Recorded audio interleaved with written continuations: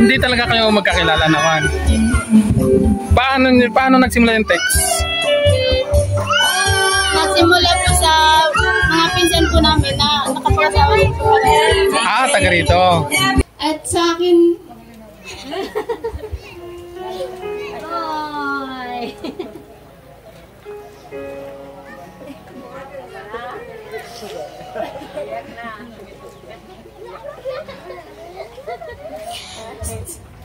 Sa akin nanay, tatay po.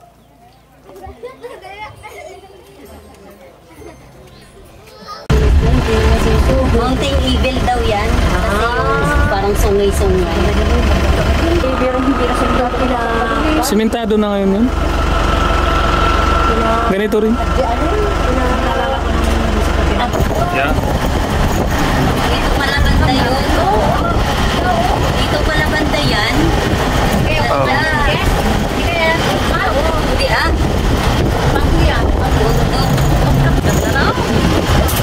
Dito pala yun. Pag doon sa papuntang Manood, nung daming nagpapapicture dyan, yan lang pala yun, malapit na pala dito. Dito pala banda yun. Yan na mismo. Ayan na yung puno niya Naitan ES pala ang kwan yan, ang baba niyan. Ang ganda ng view pa Kaya nga. Yun ang interview ng Kalamasiat. Yun na si Luling na Paparito na? Oo. Yan, makakita mo Rikoy. Rikoy, kaya pa mga niya. Parang Kalamansian lang din sa mga bahay.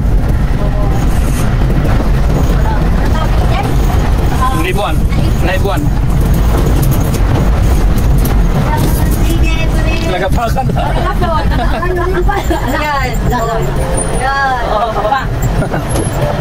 Ayun. Hindi ayos yan. Bagong-bago. Akyat po muna tayo. Nibuan. Ano yan? Nibuan? Naibuan?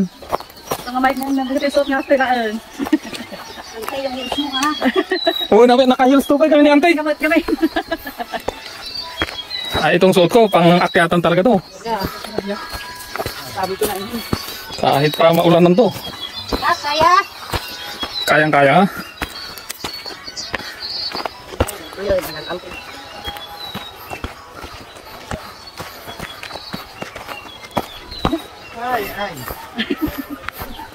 Talaga mo nga. Tantigaw na lang.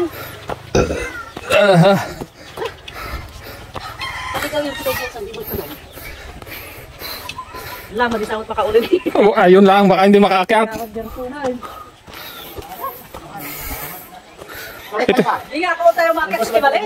Ito yung may-ari ng Baruganti sa ako ni. Ito Kap. Di ba natin nararating ang Kimali? Parang ganito natin Kimali. Ito. Parang simbahan ito. Simbahan? Dito. Uy, pakabutan mo kita. Hindi, Ante, pwede na dito sa kalsada mamaya. Sabihin ko lang na. Ito na. O, dito ang Nakarating na ang pwesto ng kasalan. bahay ng ano.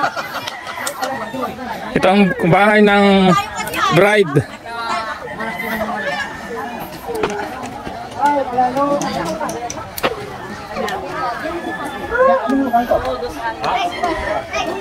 Naibuan.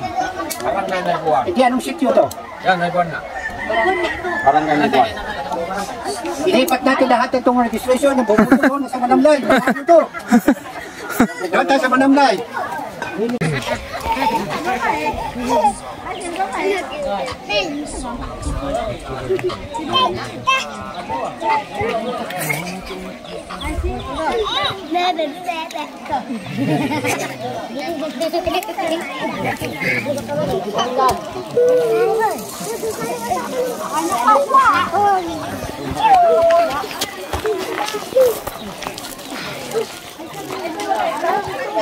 Alijong.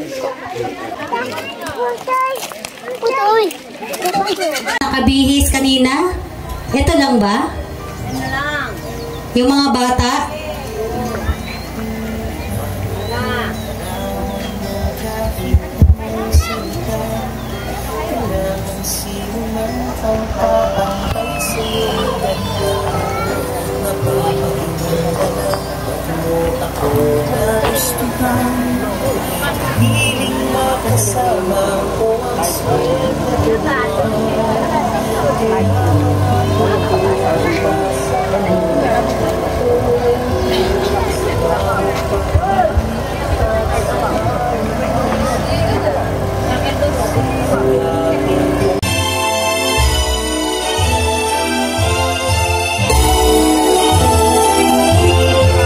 Bible bearer.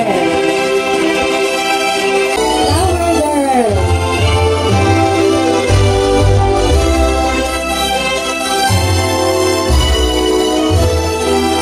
Ang ating mga gwapo at magagandang abay.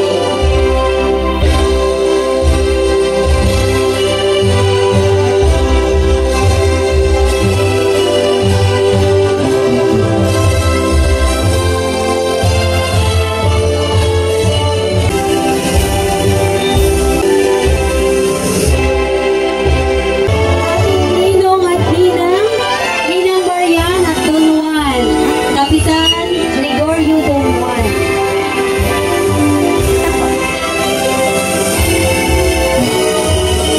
Ninong Noriel Felipe and Tita Salvador.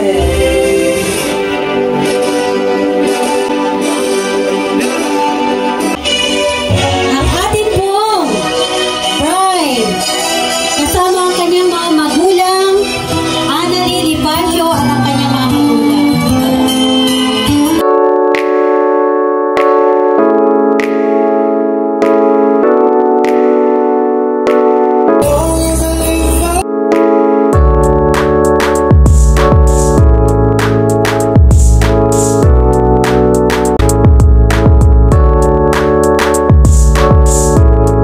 Yan, ang ibig sabihin po ng bigas na yan ay para sila ay mabuhay ng masagana. Kakataon na ito, Panginoon, narito po kami. Napag-idaos ang isang kasalan na ito, Panginoon, sa kanilang pagmamahalan, Panginoon, at yun ang magiging kanyang mapakasawa, Panginoon. Salamat po sa katagumpayan ng binigay kalakasan ng bawat isa ng kami po ay nakalapin. Maayos po ang amin at ito po yung aming hinihiling sa pangalan ni Jesus. Amen. Isang mapagpalang araw po sa inyo pong lahat. Kayo po ba'y masaya? Okay, so salamat po sa Panginoon at nabuksan po formal yung gawain po ngayong pong araw dito. This is chapter 2 verse 18. Ito po ang sabi ng ating Panginoon. Matapos gawin ang lahat ng ito, sinabi ng Panginoong Yahweh, hindi mabuti na mag-isa ang tao, bibigyan ko siya ng isang angkop ng mga kasama at magkakatulong. So, kayo pong dalawa ay pinag-isa ng Diyos. Hindi para iwan yung isa at pabayaan ng isa, kundi magsama-sama hanggang kayo nabubuhay. Tama po? Nung nasabi kaya nga po si Eva at si Adan, sabi nga po doon na ang asawa ni Adan ay si Eva. Kaya wala ng iba, huwag nang paiba-iba. Hindi po ito yung parang sinasabi ko natin na kapag sinubo mo ng isang pagkain ay iyong iluluha. Alam ko, Diyos, na marami po silang mararanasan ng Diyos sa kanilang pagsisimula ng kanilang pong maka-Diyos na pagpapamilya o Diyos. Subalit salamat sa iyo. Pangako, Diyos, sabi nga po ninyo, hindi po silang iingatan, hindi po silang tuturuan, at hindi po silang pagpapalain namin. Maraming salamat sa mga ninong at ninang dito, Diyos, na kung saan hindi po sila ng dalawang isip at nagbigay ng kalabong puso para suportahan bilang pangalawang magulang para kina-Jill, Panginoon Diyos, at sa kanyang pong maging asawa, Panginoon. Asawa niya ngayong araw nito, Diyos, ipinagkakatiwala namin binapaspasan mula sa iyong salita, Diyos, na ang lahat, Panginoon, ginagawa namin ngayong araw dito, Diyos, sa isang matagumpay from ngayong araw dito, Diyos, at maging sa kalapong pagsasama, Panginoon. Aming Diyos, kami po ay nagpapasalamat at ibinabalik lahat ng pagpupuri sa iyong tanging pangalan lamang. Ito pang aming sabi lang sa matamis sa Panginoon Jesus. Sa ngalan ng Ama, ng Anak at ng Espiritu. Ito ang aming sabi lamang. Amen. Amen. Natin po muna palakpakan si Kapitan. Mula sa lahat, isang magandang umaga po ang pinapabot mula sa Pangunahan ng Barangay Council ng Naibuan. At sa mga kumpare at kumari ko po, isang magandang umaga lalong higit sa magbalahe. Siyempre, yung mag-asawa na yun, happy wedding, talagang ito na yung simula ng inyong pagpapamilya. At sa lahat po ng naririto mula sa iba't ibang lugar o pamayanan, barangay at bayan, isang malugod at masaya ang aming pinagbati na tanggap po namin kayo at welcome sa aming barangay. Kung may problema man sana, bago makarating kung saang bahagi, humingi kayo ng advice sa inyong mga magulang o sa nakakatanda at nakakaalam bago pa man kumalat kung anumang problema o hindi pagkakaintindihan. Muli, yun lang po at magandang umaga. Salamat po. Salamat po, Kapitan May at Luzon. Tiga Luzon po talaga kayo, Kapitan. Maganda ang advice ni Kap. Huwag matulog nang hindi pa kayo bati. Huwag kayong mag-aawayan ha, ibang away. Ngayon, mapapakinggan naman natin ang mensahe na magmumula kay Kapitan Ninong Gregorio Don Juan from Sablayan.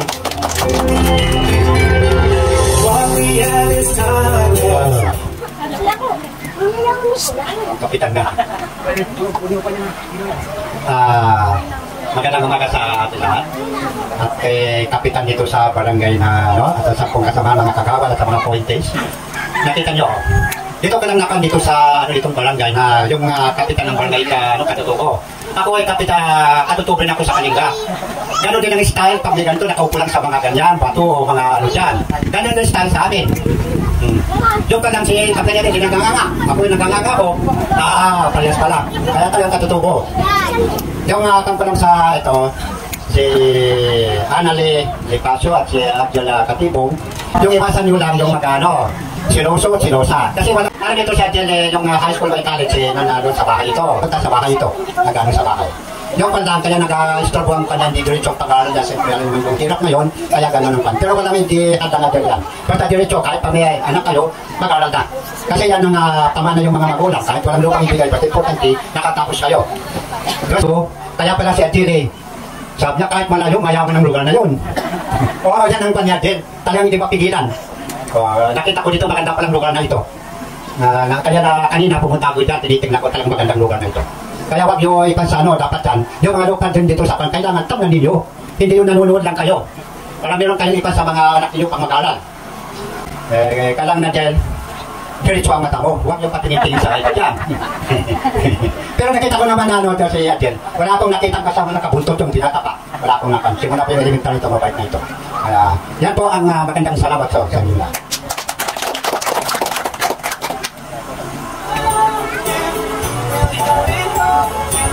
Yan, maraming pong salamat, Kap. Isunod po natin ang aming pong isang konsihal, si Konsihal Gerson Acosta.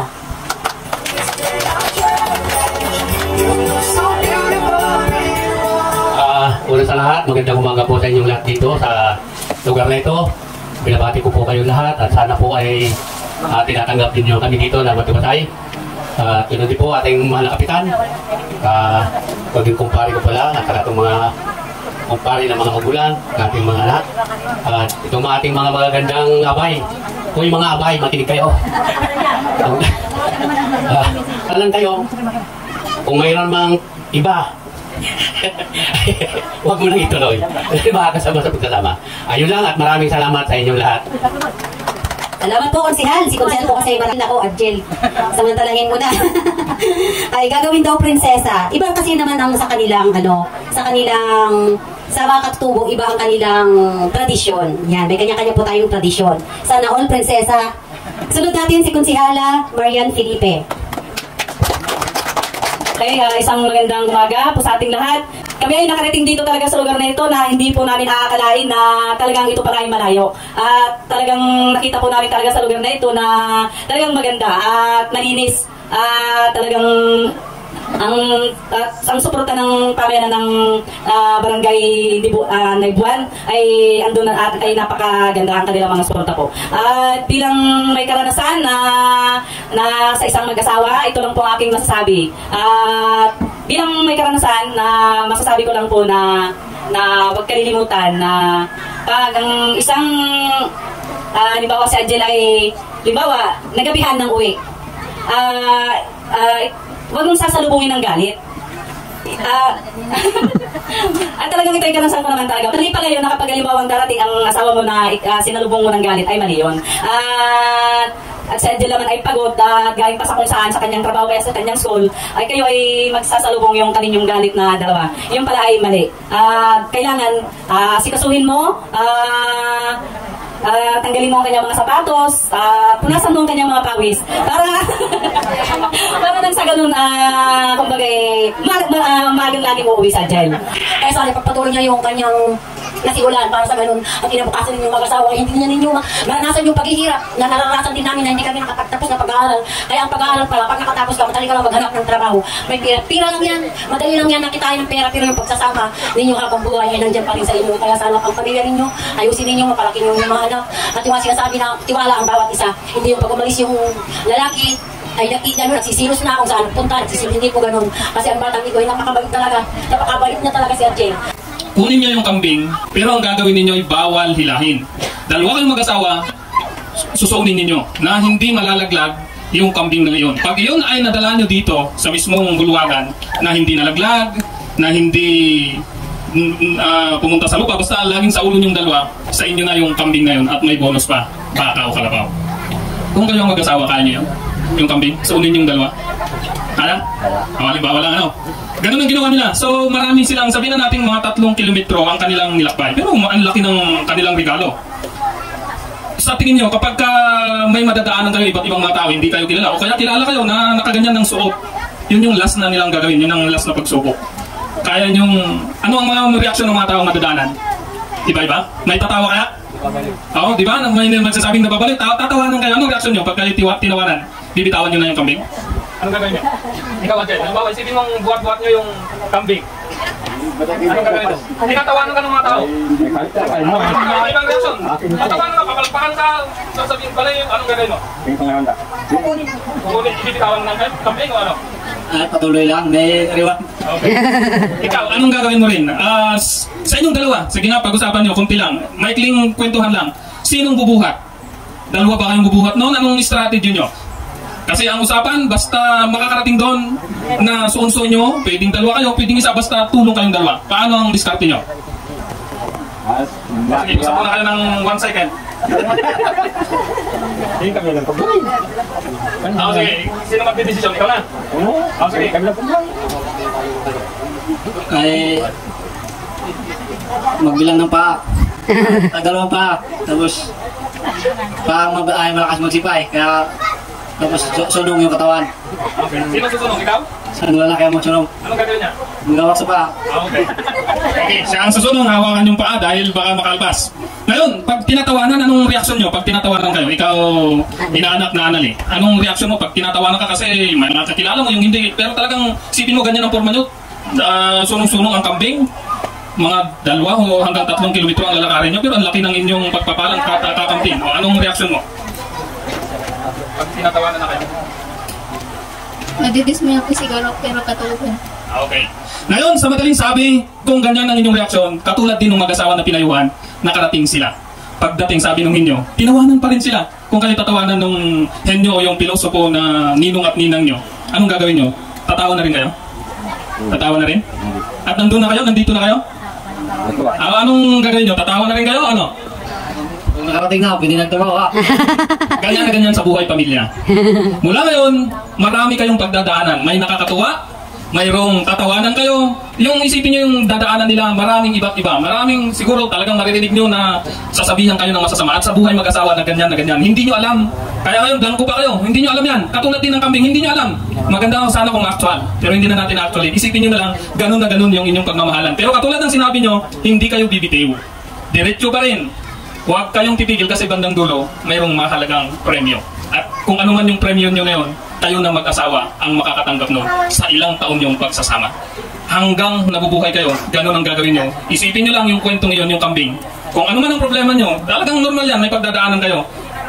Angel, yung sabi mong ikaw ang susuong, hawakan niya yung paa, ganun na ganun ang gawin ninyo. Yung simbolo na yun, tatandaan nyo yun. At kapag kayo lalapit sa akin, natandaan nyo ba yung kambing na yun? Ay, yun na yun ang may papayo ko sa inyo kahit anong pagdadaanan nyo. Isa po magandang umaga. Yung nasabi niya sinasabi niya na eh. Iba yung sa'yo. Ang sa akin lang po, pag...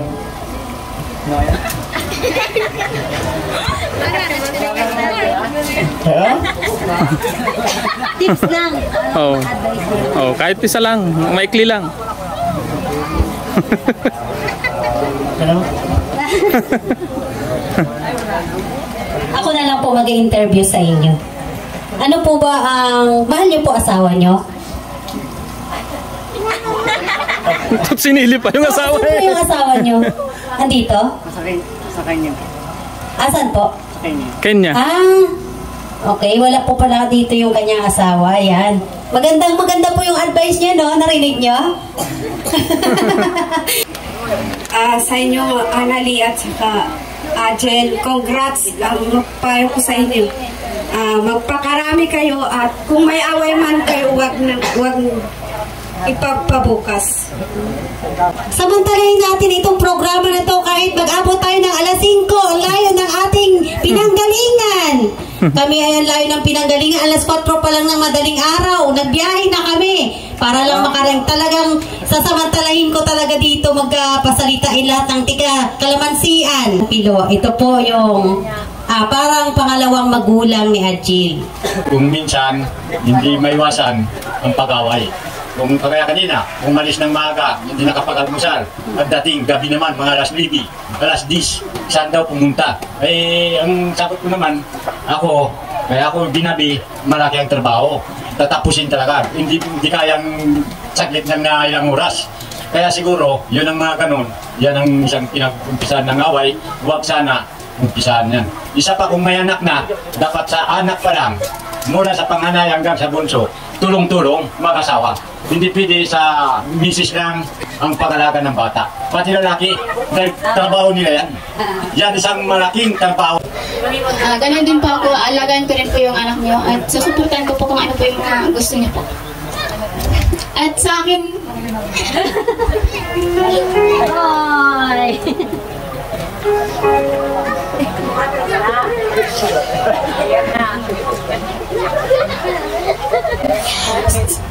Sa akin, nanay, tatay po.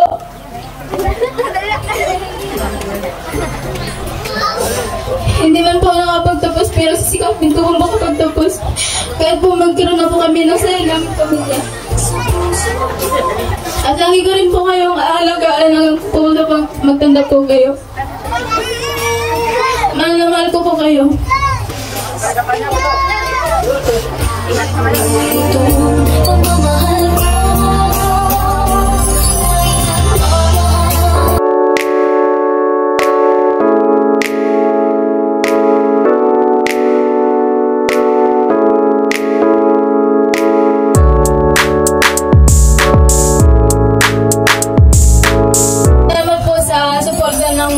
Aking mga magulang po at ganun din po sa nanay po ni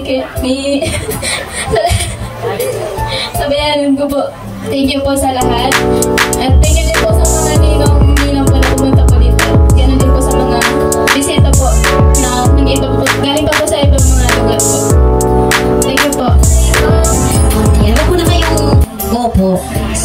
Yan, medyo napaiyak mo kami dun ha, natouch kami. Nakita kasi natin yung parang hirap iwanan yung mga magulang. Kasi sila ay magkakaroon na ng sariling pamilya, bubukod, maggagawa ng sariling diskarte para rin sila ay mabuhay. Hindi po tayo pwedeng habang buhay ay nakaasa sa ating mga magulang. Doon sila natouch yung bukod dun sa mapakita pa rin nila yung mahal nila sa magulang nila, ay sila walang magagawa kasi meron na silang sariling pamilya. Yan, narinig naman natin yung mga mensahe nila sa kanilang mga magulang. Ngayon, mapapakinggan naman natin yung kanilang sumpaan na dalawa.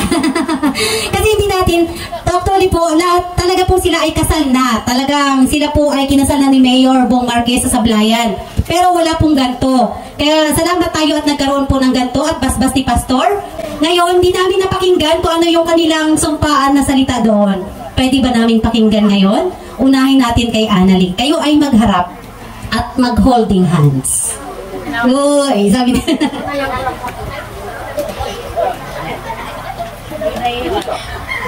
Mahal, mamahalin po kita habang ako yung nabubuhay pa at aalagaan yung magiging pamilya natin. Ganon din po.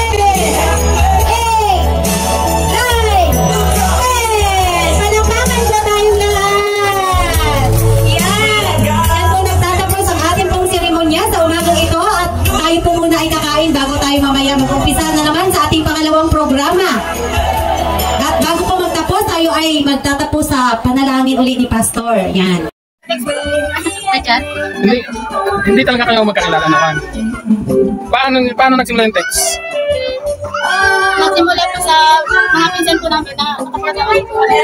Taga rito. Tapos siya nang unang nag-message sa'yo. Opo. Nag-friend request muna siya. O message agad? Message po talaga yung text po talaga. Sa number mo na. Tapos ni-replyan mo na. So na nag-reply. Kailan pa yun?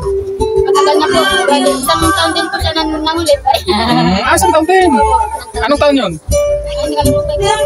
Basta po lang kasi di pa po ako pinapala mag-ulit. Pagkatapos na ng pandemic yun? Tapos na ang COVID? Tapos na po. Ay, hindi ko alam. Pero nag-aaral ka din. Opo. Anong pinakamataas mong natapos na? Second year. College? Anong kurso? Development communication. Ay, tuloy-tuloy mo na yun. Sayang mo. Pwede naman yan ka na mag-aaral na kahit may anak. Siya naman ang magpaparal sa'yo. Ikaw, siya naman magpaparal. Kaya mo pa yun. Pwede. Ito po kami. Ito po ang amin pong mga kasamahan. Mga magaganda at mga maalno. Maalno na nga, maganda pa yun. Oh, yan. Panoorin nyo to sa channel mo to. Nag-YouTube ba kayo? Nanonood kayo sa YouTube? Buksan nyo sa channel mo to, makikita.